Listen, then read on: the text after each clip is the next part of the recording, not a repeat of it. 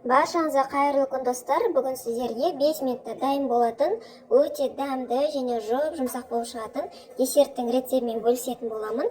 Видеоны соңына дейін көріңіздер.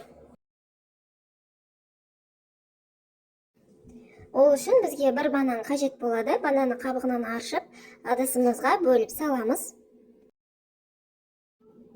Шанышқының көмегімен жақсылап езіп аламыз.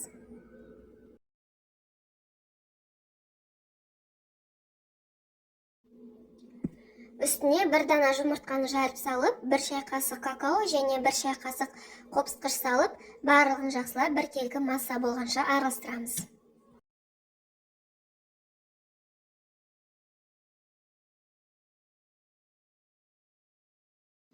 Жақсылап араластырып алған массамызды микроволновкаға 4 минутқа қоямыз.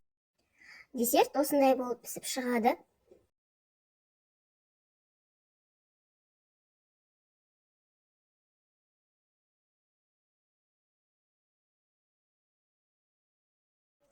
Бетіне қалауларыңызша сгущенка жақсаңыздар да, жақпасаңыздар да болады. Бұл десерт асығыс кезде шайға жасағанға өте ыңғайлы екен. Жасалуы өте жылдам, әрі жұмсақ, дәмді болып шығады. Дәмі өзіме ұнады. Видеом сіздерге пайдалы болса, лайк басып, каналыма тіркелуді ұмытпаңыздар. Назарларыңызға рахмет.